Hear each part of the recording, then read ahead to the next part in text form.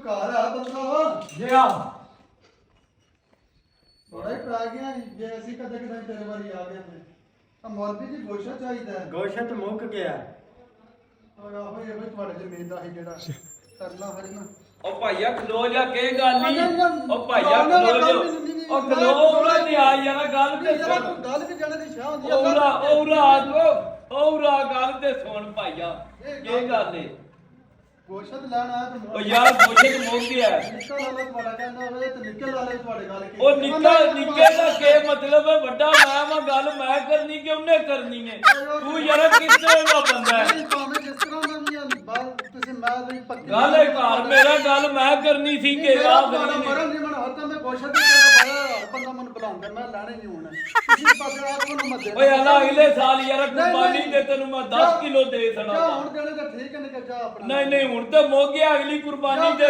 ਅਗਲੀ ਕੁਰਬਾਨੀ ਤੇ ਨਾ ਵੜਾ ਪੂਰਾ ਤੇਰਾ ਵੜਾ ਪੂਰਾ ਨਹੀਂ ਹੋਣਾ ਓ ਲਾ ਬਣ ਜਾ ਯਾਰ ਅਸੀਂ ਗੰਢੇ ਭੁੰਨ ਕੇ ਬੈਠੇ ਆ ਵਿੱਚ ਮਸਾਲਾ ਪਾ ਬਣਾਉਂਦੇ ਨੇ ਮੈਂ ਕਹਿੰਦਾ ਭਾਈ ਸ਼ਹਿਰ ਕੋਲ ਜਾਣਾ ਉਹ ਤੂੰ ਵੇਲੇ ਸੀ ਥੱਪਣਾ ਹਨਾ ਯਾਰ ਹੋਰ ਵੀ ਮਜਬੂਰੀਆਂ ਘਰ ਵਿੱਚ ਹੁੰਦੀਆਂ ਨੇ ਮੇਰਾ ਗੋਸ਼ਤ ਦਾ ਤੂੰ ਉੱਥੇ ਕਦੇ ਜਿਹਦੇ ਕੋਲ ਬਹਿ ਰਹਿਣਾ ਹੁਣ ਅਗਲੀ ਤੇ ਆਵੀਂ ਅਗਲੀ ਦਾ ਕੋਈ ਮੈਨੂੰ ਹੋਣੀ ਦਿਓ ਉਹ ਨਹੀਂ ਅਗਲੀ ਓਏ ਅਗਲੀ ਤੇ ਆਵੀਂ ਨਾ ਹੋਣੀ ਲੈਣਾ ਓਏ ਅਗਲੀ ਤੇ ਆਵੀਂ ਹੋਣੀ ਕੰਮ ਮੈਂ ਉੱਥੇ ਜਿਹੜੇ ਓ ਯਾਰਾ ਮੇਰਾ ਮਨ ਜਾ ਅਗਲੀ ਤੇ ਫਰਿੱਜਾ ਵੀ ਧਰਿਆ ਜੇ ਕੋਈ ਫਾਇਦਾ ਨਹੀਂ ਇਸ ਕੁਰਬਾਨੀ ਦੇਣ ਦਾ ਓ ਨਹੀਂ ਯਾਰਾ ਆਖਿਆ ਅਗਲੀ ਤੇ ਆ ਜੀ ਜਾਓ ਜਿੰਨੇ ਲਾਣਾ ਹੋਇਆ ਕਿ ਧਿਆਨ ਲੈ ਦਾ ਔਰਾ ਮੇਰਾ ਔਰਾ ਖੁਦਾ ਦਾ ਨਾਮ ਔਰਾ ਨੇ ਸਾਬਰ ਯਾਰਾ ਤੁਹਾਡਾ ਬੜਾ ਨਾਂ ਸੁਣਿਆ ਮੈਂ ਤੇ ਮੈਂ ਕਿਹਾ ਮੇਰਾ ਅੱਲਾਹ ਕਰੇ ਦਾ ਕੰਮ ਹੋ ਜੇਦਾ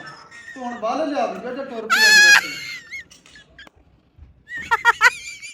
ਆਹ ਤੇ ਯਾਰਾ ਮੁੱਕੇ ਆਈ ਹੁਣ ਮਹਿਰਾ ਰਾਜ਼ੀ ਨਵੀਂ ਐ ਜਾਈ ਭਾਈ ਆਂਦਾ ਵੀ ਢੇਰ ਜੇ ਢੇਰ ਬੜਾ ਆਂਦਾ ਜੇ 20 ਜੀ ਅਸੀਂ ਘਰ ਤੇ ਇੱਕ ਬੋਟੀ ਜੇ ਇਹ ਮੇਰੇ ਤੇ ਬੜਾ ਨਖੇੜ ਗਲ ਭੁੰਨ ਕੇ ਦਿੱਤੀ ਸਾਡਿਆ ਓ ਯਾਰ ਲੈ ਜਾ ਮੇਰਾ ਮਨ ਜਾ ਕਿਹੜਾ ਕੇ ਭਾਈਆ ਵੇ ਆ ਕੇ ਦੇਣਾ ਕਿ ਪਹਿਲੇ ਧਿਆਨ ਮੇਰਾ ਪਾੜ ਜਿੰਨਾ ਓ ਨਹੀਂ ਯਾਰ ਹੁਣ ਹੋ ਰਹਾ ਕੋ ਨਹੀਂ ਨਾ ਮੰਨ ਜਾਣਾ ਨਹੀਂ ਨਾ ਸਮਝ ਤੂੰ ਨਾ ਇੱਕ ਬੋਟੀ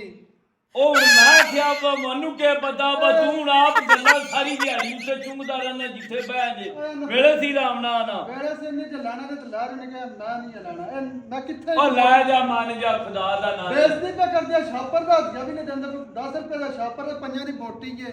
ਓ ਯਾਰ ਮੰਨ ਜਾ ਇਹ ਆਈ ਹੁਣ ਲੈ ਜਾ ਫਕੀਲਾਂ ਨਾਲ ਅੱਗੇ ਦਿਲ ਇੰਨਾ ਹੁੰਦਾ ਹੈ ਇਹ ਲੈ ਦੇ ਬੋਟੀ ਆਪਣੇ ਪਿੱਛਾ ਮੈਂ ਕੌਣ ਜੇ ਖੜਨੀ ਜੇ ਦੇਣਾ ਤੇ ਓ ਮੰਨ ਜਾ ਮੇਰਾ ਲੈ ਜਾ ਕਿਸੇ ਦੇ ਓਏ ਇਹਨੂੰ ਮੈਂ ਕਿੱਥੇ ਖੜਾ ਮੇਰੀ ਬੇਇੱਜ਼ਤੀ ਹੋਣੀ ਲੋਕ ਚ ਢੇਰ ਬਗੋਸ਼ਾ ਚੁੱਕਿਆ ਮੈਂ ਪੂਰਾ ਬੜਾ ਲੈ ਚੱਲਾਂ ਇੱਕ ਬੋਟੀ ਦਾ ਮੈਂ ਕਿੱਥੇ ਖੜਾ ਓ ਯਾਰ ਹੁਣ ਲੇਟ ਆਇਆ ਨਾ ਆਪਣੀ ਗਲਤੀ ਵੀ ਗੱਲ ਸੁਣੋ ਨਹੀਂ ਨਾ ਗੱਲ ਸੁਣੋ ਇਹ ਬੋਟੀ ਨੇ 65 ਵਾਲੀ ਜੰਗ ਸਾਡੇ ਕੋਲੇ ਲੜ ਜਾਣੀ ਹੈ ਇਹ ਜਿਹੜਾ ਤੁਸੀਂ ਦਿੰਦੇ ਪਏ ਮੈਨੂੰ ਓ ਯਾਰ ਹੁਣ 65 ਵਾਲੀ ਹੋਵੇ ਜਾਂ ਜੰਗ ਜਿਹੜੀ ਹੋਵੇ ਅਮਰੀਕਾ ਅਫਗਾਨਿਸਤਾਨ ਵਾਲੀ ਓ ਲੈ ਜਾ ਯਾਰ ਹੁਣ ਬੰਦੇ ਵੀ ਅਜਬ ਵੀ ਕਰਦੇ ਨਹੀਂ ਕੰਮ ਦੇ ਲੇਟ ਨੇ ਤੂੰ ਨਖਰੇ ਵਹਾਉਂਦੇ ਨੇ ਚਲੋ ਇਹ ਬੋਟੀ ਅਸੀਂ ਤੇ ਖਾਵਾਂਦੇ ਹਾਂ